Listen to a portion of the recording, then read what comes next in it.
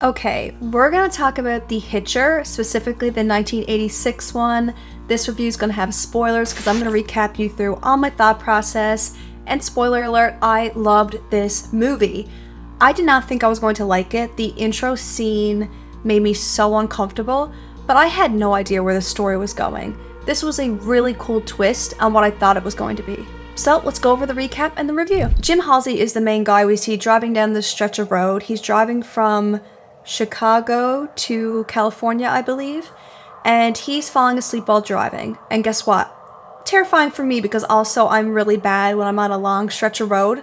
It just makes me sleepy. Whatever that is, if that's a condition, I got it. So he's falling asleep, it's raining, and he sees somebody hitchhiking.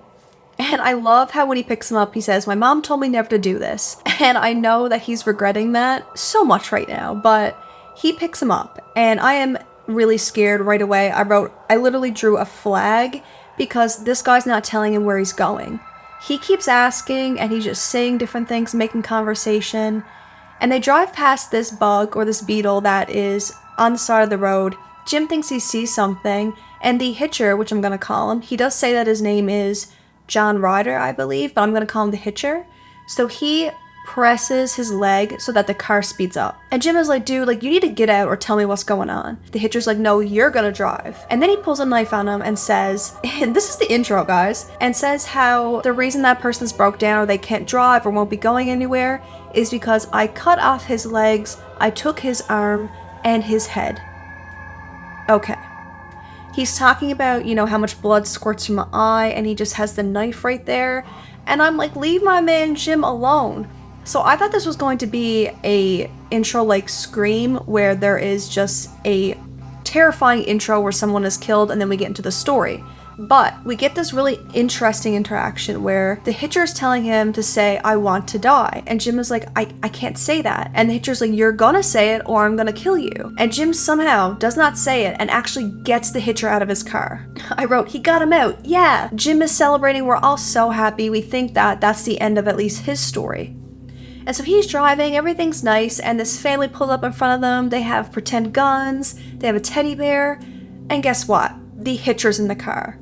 And we start to see where this story's gonna go, because there is a balance of self-preservation and saving yourself and saving others. And Jim battles with this a lot in the movie. He tries to signal for the family to pull over, they don't, and eventually he comes up on the car, and they don't show it, but they show blood dripping, so we kind of know what happened there. He stops at this auto shop, and it's so interesting that all along this road, it's so deserted, and I know we're in the desert. By the way, the setting is just beautiful for cinema. It's just beautiful. And the Hitcher's in there. But the Hitcher is not killing him. I see people describe this as a cat and mouse story because it is a big chase. He's chasing the Hitcher's chasing him. They're kind of going in circles. But what I feel like it more is when a cat gets a mouse and they just play with it? That's what he's doing. The Hitcher's playing with him. And it's starting to be this weird connection between the two of them. It gets weirder. So then he's driving again, and the Hitcher tries to run him off the road, but he lets him go. And I'm writing in my notes, what game is he playing?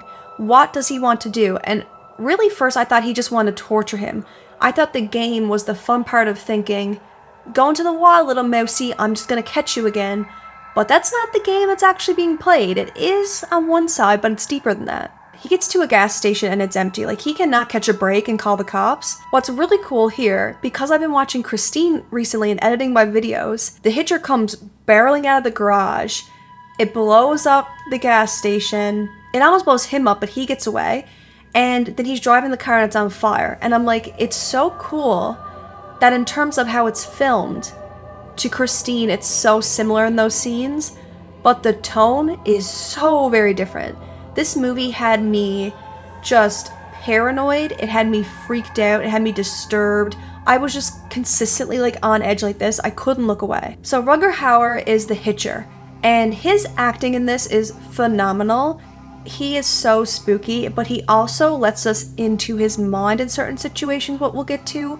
But also Jim's actor, C. Thomas Howell, crazy. His acting is actually probably one of the best I've watched so far, without a doubt. It is amazing. So then he goes into this diner and we meet Nash. So she's just a young girl, she lets him in, she's not supposed to. He calls the cops and he goes in and gets changed. In the bathroom scene, we're just waiting for the Hitcher to appear. At this full movie, we're just waiting for when the Hitcher's going to appear, because he just keeps appearing. So he's eating, and she goes in the back and he finds a finger in his food. So he spits it out and he runs out. He's after calling the police. And he says that he knows what happened, like, come. They start to arrest him, and I'm like, what in the Candyman is going on here? It turns out that the Hitcher is framing him. But what I loved about this movie even more is that's not what the Hitcher's actually trying to do, because he does get caught. He does get thrown in jail, and they clearly don't think he actually did it, but the Hitcher comes and breaks him out of jail and murders everybody in there. Not only is this a cat and mouse game between the two, the Hitcher is letting him get so far away from him and knowing he can control him back. Demented, terrifying, great for a movie. So this is when I'm realizing that, you know, the Hitcher is not trying to frame him, the Hitcher's not trying to kill him, the Hitcher is playing a game, and I don't think he's gonna stop. I think he gets the satisfaction of killing along the way, so he's just gonna keep mentally torturing Jim until Jim can get away, if he can even get away. I wrote, Jim can't catch a break, let my man Jim breathe. He could not breathe, and neither could I. I was holding my breath almost the entire time. The most powerful scene in the movie is when Jim is feeling helpless, and he's up on this mound, and the barreling sun of the desert, and he puts the gun to himself, but he can't do it. And that really speaks to the premise of this movie. There's the will to live, the will to survive, but also the will to either save others or also get justice, which I think he battles with a lot. But the Hitcher has the will to kill. That's what's keeping him alive. That's the spooky part. He doesn't have a will to live. He has more of a fear of living, but he also has a will to kill. So these guys are polar opposites, but their stories converge dramatically. And so then he uses the gun to get the cops in a car. They stop at the gas station diner he's at. And he's like, I want to talk to your captain. Put him on the radio, like, I'm not going to hurt you. He doesn't hurt them, but the Hitcher in his truck kills the cops. So again, Jim was so close to getting somebody to listen to him, somebody to believe him, and the Hitcher takes that from him. The mental anguish that this guy's going through, and that I'm going through as a viewer, is insane. And so now he also looks worse. It looks like he killed these people. So he then goes into another diner, and it's so funny. The guy's like, are you okay? He's having a mental breakdown. He just wants coffee. He's covered in blood. He got away from the cops. And the Hitcher comes in. And he has the gun to the Hitcher, and he's like, oh, you're not gonna do it. The gun's empty.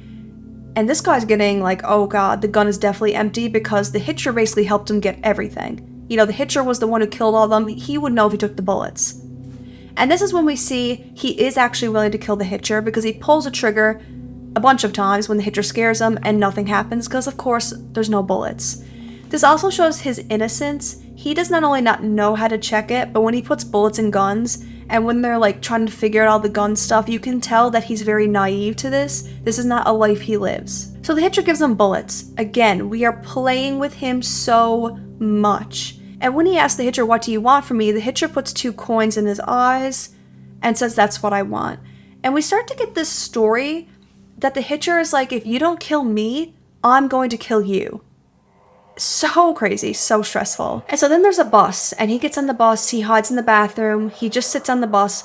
Nash is there. So Nash initially saw him get arrested, so she obviously thinks that he's nefarious, but you can tell that she, like the cops, either from his charm, how naive he is, or how scared he is, you can tell she also has some doubt that he actually did it. He gets her into the bathroom, he's like, you need to believe me. What's so parallel and scary about this is he got himself into the situation because he allowed himself to trust the Hitcher was going to keep him safe, as he did a good favor, even though it was a little bit self-preserving because he was falling asleep. But now he has to trust somebody else. If he wants to get out of this, he has to trust her. He can, but unfortunately it costs her, which is so sad. We're going to get to it. And so they're driving away, and so the cops pull him out, and they're going to shoot him. They're trying to get him to grab something so they can shoot him, because they're like, you just killed some of my buddies. But Nash gets another gun and is like, you guys, put your guns down. I'm going away with him. And they're trying to reason with her because she's just some young girl. And she's like, no, I believe him, we're not getting into this. And then morality comes in again, because they're in this gun battle, this chase, and they have to shoot the tires.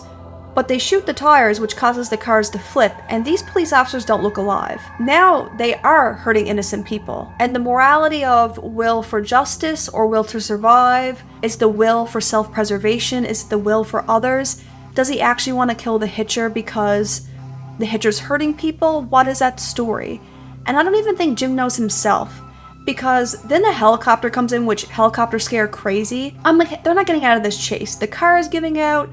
They can barely use a shotgun. They drop the other gun. They have no door. Like, what's gonna happen? And the Hitcher drives by and shoots in the helicopter, causes this big old ruckus, and Jim doesn't even say anything. Jim stares at him almost in awe. He doesn't pursue him. He just kind of takes that favor and gets away with it, and that's so crazy to me. So they end up in this RV, and Nash is like, you need to tell me who he is.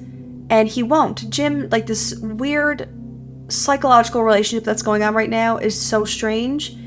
And he gets in the shower, and I knew she was going to call her dad. If it was me, I would call my dad too, knowing what's going to happen to her that I'm going to talk about in a couple minutes.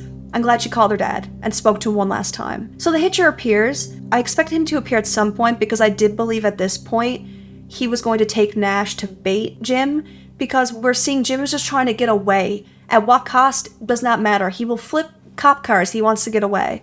So for the Hitcher to keep him in his little radius of torture, he needs to bait him.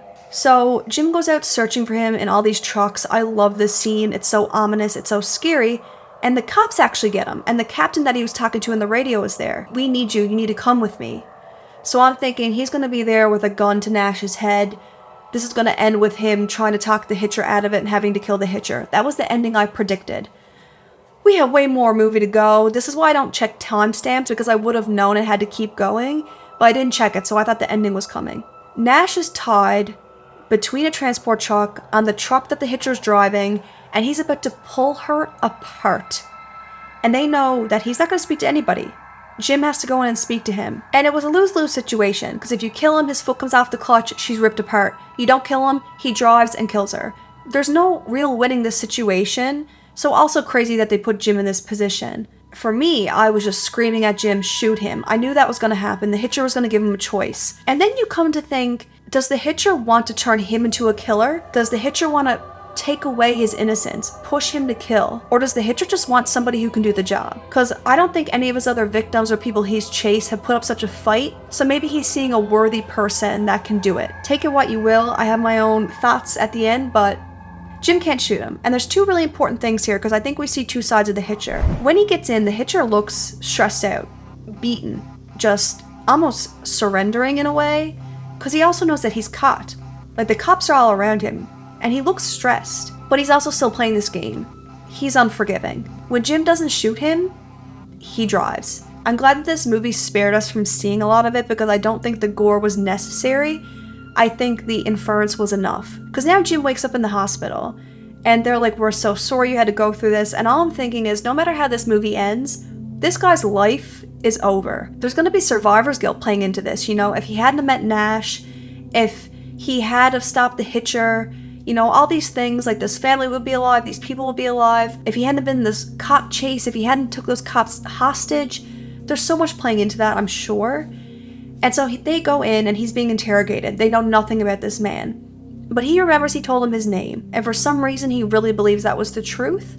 And that just shows you how weird this connection is that they have. And so he goes in to talk to him. The cops are thinking he's going to get some information out of him.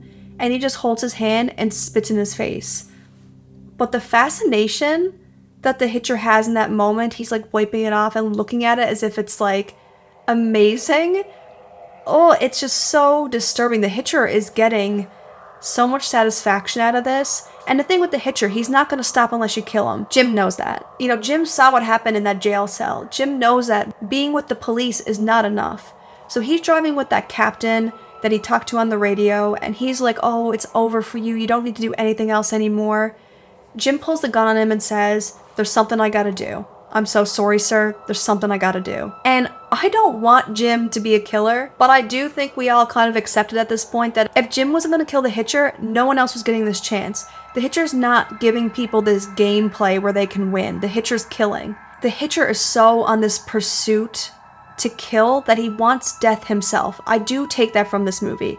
I think he wants to die. He wants someone to kill him, but I also don't think he's just willing to give it up so easy. He has the will to kill. I don't know, it's weird. Maybe I don't understand it completely yet. He steals the captain's van, truck thing, whatever, and drives back to the bus. And we hear guns go off, we know the Hitcher has done some business. And they're having another face-off. But I mean, the Hitcher has this huge gun, he's blowing out some lights, he's scaring the boy, but he's not killing him. And it was also really crazy when he jumped into the windshield. Like, that was a crazy scene, but the Hitcher is standing in front of him and he can't get the car started. And he gets the car started and he does run him over. I think the Hitcher was shocked, but he does run him over. The last thing I have wrote, because the rest of the movie I was just completely into, I wrote double tap. Double tap. Go make sure he's gone. He first doesn't. He goes over and he just kind of touches him and he's dead and he walks away like he's going to leave. And the Hitcher gets up and just throws the cuffs on the ground. It's kind of like this surrendering. The Hitcher doesn't fight. The Hitcher just waits for death. I really can't tell if he wanted him to kill him because he wanted to die, or if he wanted Jim to kill him because he wanted Jim to become a killer. Either way, both happen. So Jim does shoot him, unapologetically, and it ends with him just walking back to the cruiser. That's the word, cruiser. He walks back to the cruiser and he leans, and the credits start, which is beautiful, by the way they have that transition with the sunset. Movie. The music throughout it was almost lighthearted. Like, it wasn't dark, but it had so much effect. And I saw a lot of reviews talking about it being a Western, but it wasn't so Western that it took me out of it, because some Western movies I can't watch either.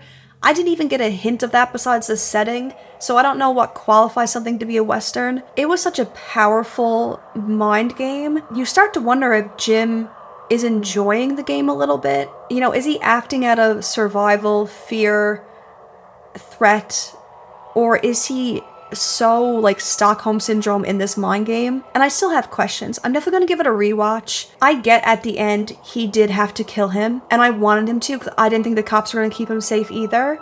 But the cost of killing him is his own sanity, his own grace, I guess. It's just so crazy. I was not expecting that movie to go that way. I really thought that the Hitcher was going to kill that family or take that family, or even get to the point where he takes Nash and he's going to have to go after the Hitcher. When he started to get framed, I thought he was just going to have to capture the Hitcher so that the Hitcher would then be guilty and he would be cleared. Although there were all these side plots happening, the main movie is this cat and mouse psychological game between the Hitcher and Jim. This was a 5-star for me. I'm obsessed with this movie. I really love it. If the new one's a remake, let me know if it's worth watching. I don't think you can top the actors in this, personally.